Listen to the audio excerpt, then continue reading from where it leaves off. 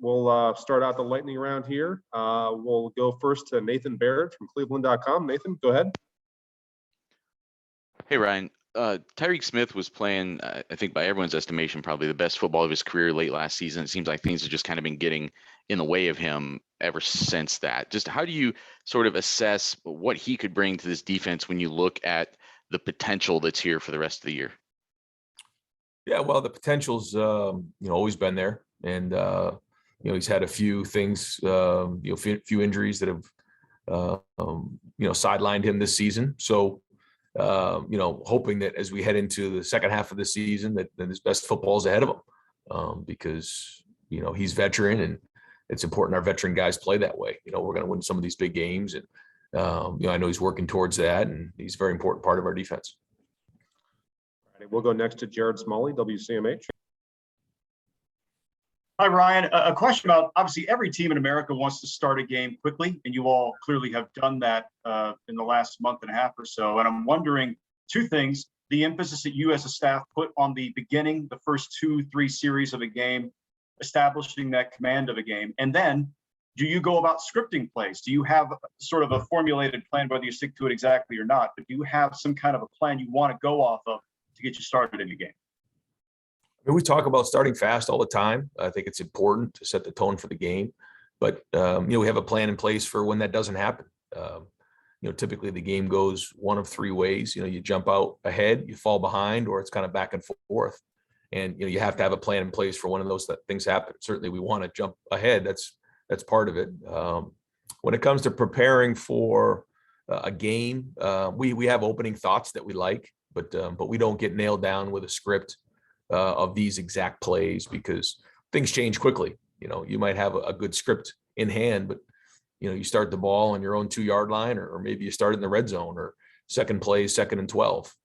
You don't know what's coming. So you certainly have general thoughts you like, and you work on those as you head into the game. But we try not to get pinned down on an exact script. All righty, we'll go next to Bill Landis from The Athletic. Ryan, it seems like CJ has a particularly strong rapport with Jackson, and I know those guys probably got a lot of work together last year, kind of being on the second team. Like, how have you seen that develop over time, and how much do you think it does help both of them that they did get so much experience together last season? I don't know. I think CJ's that way with a lot of our receivers. I think that they found a good rhythm together, and they've worked really hard this summer. They worked hard in the spring, but certainly in the summer and in the preseason, and now during the season to get those things right. I see him staying after with the receivers and working on specific routes that are specific to that week's game plan. And I think overall he's done a good job with all the receivers in that area. Righty, next we'll go to Austin Ward, Letterman Row. Ryan, when somebody makes a play like Marvin Harrison's spin there in that second half, how many times would you replay that for the rest of the team to enjoy it? And what does a play like that do for a young player's confidence? Well, I think, anytime you get young guys out there who are working hard in practice, contributing on special teams, who then actually get out there and start to make plays. The play that I would show more than that would be the one we caught over the middle where he got whacked. I mean, that was a tough play, and he hung on to the ball because the spin plays and the big plays and those type of plays happen because of their God-given ability. But it's the toughness plays that we see and we recognize, because those are the ones that are going to allow us to play in some of these tougher games, and they just project into being a good player. But have been impressed with his practice habits, the way he's helping on special teams, and it was good to see him make some plays because I got a feeling he's going to help us here the second half of the season. All right, we'll go next to Clay Hall, WSYX. All right, Ryan, as I said to you the other night about beating a heavyweight weight, it's just like it's a new proving ground. The 5 wins, none of those teams are real dominant teams. Does it feel like the season starts now, or at least another phase of the season starts now? I don't know. It's one game at a time, like you said, because if you're looking at it like a heavyweight fighter, like you said, you mess around one round and you get knocked out. So we can't look at it that way. We have to just show up every single game. It doesn't matter who we're playing. Penn State's a very good defense and will be a very big challenge for us, and we know that. And so, it's most likely not going to play out the way that the last few games have played out, or play out like any game that's happened before. We know that and understand that and have to adapt for whatever that means. But the focus just has to be on right now, and that means having great meetings this afternoon, having a really good Thursday practice, and then a great Friday walkthrough, and then being a competitive excellent Saturday night. And it goes back to the fundamentals and having the discipline to stay locked in, to maintain our confidence, but be disciplined enough and stay humble enough to understand that all it takes is one Saturday. And again, like, your season can be ruined. And that's something we always talk about, and we stay locked in on, and that takes discipline.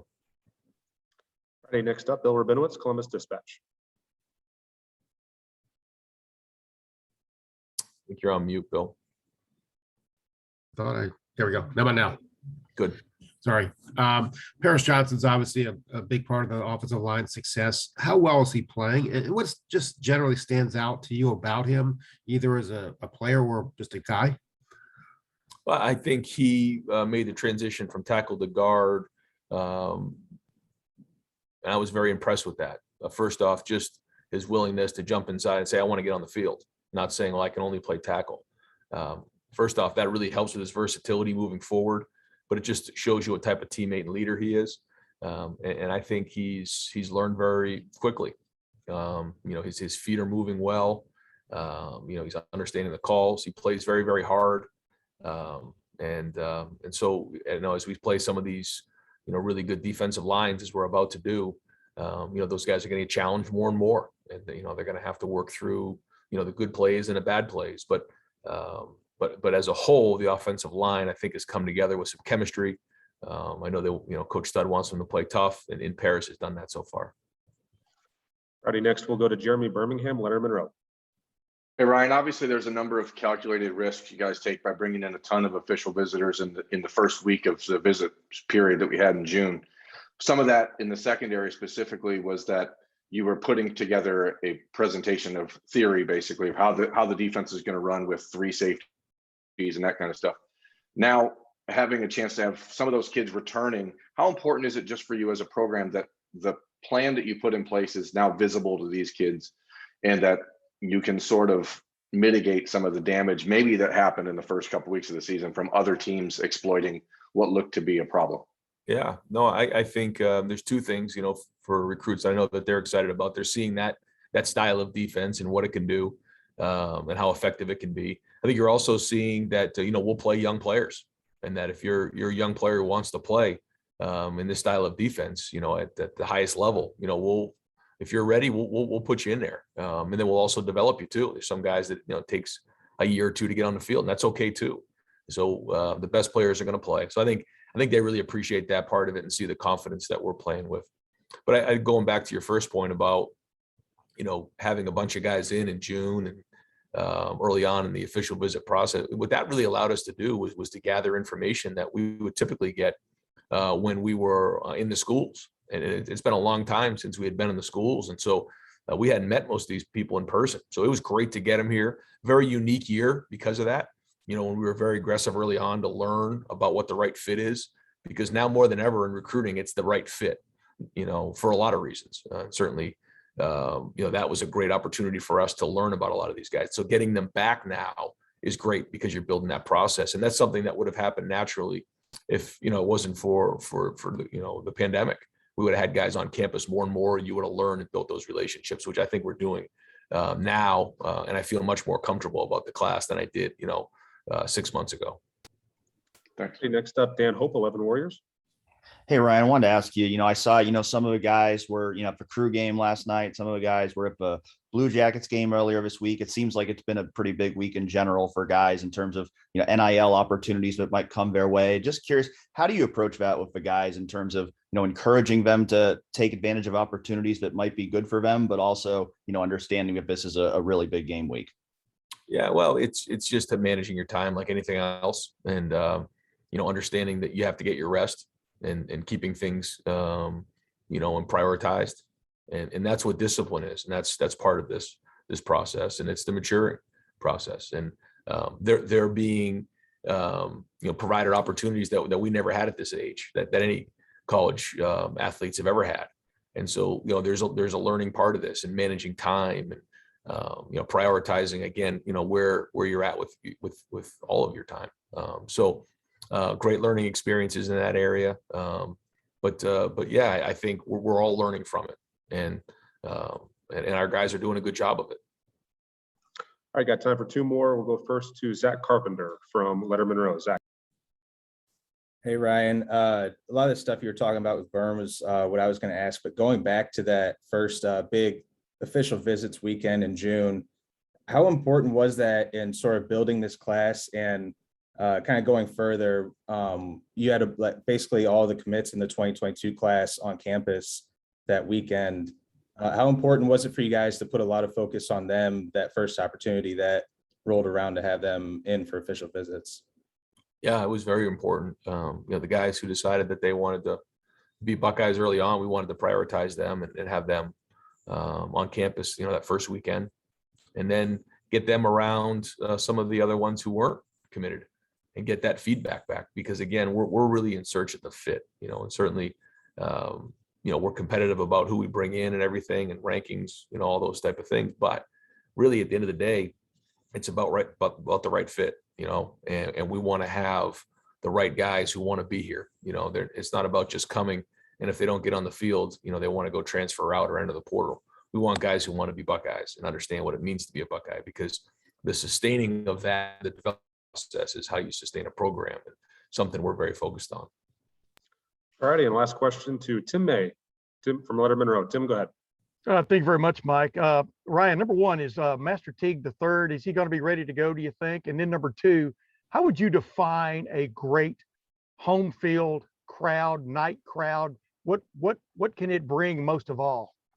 Yeah, to me, in this game especially, it can bring a huge advantage for us. And so, I'm asking the Buckeye Nation to be really, really loud when Penn State has the football. And I mean really loud, so that they struggle to communicate, because when they do, that's a huge advantage for our defense, and certainly a big advantage for our defensive ends in their communicating on offense. So when we can do that, like actually the last time Penn State was here, I thought the crowd was unbelievable. And if we can replicate that again, that would be huge for us and for the program. So that's big. And a Master, we're hoping to have them available for this game, but we'll see how today and tomorrow goes. All right, Coach, thank you very much for your time. We'll talk to you Saturday night. Thanks, guys. Thanks all. Thanks, Mike.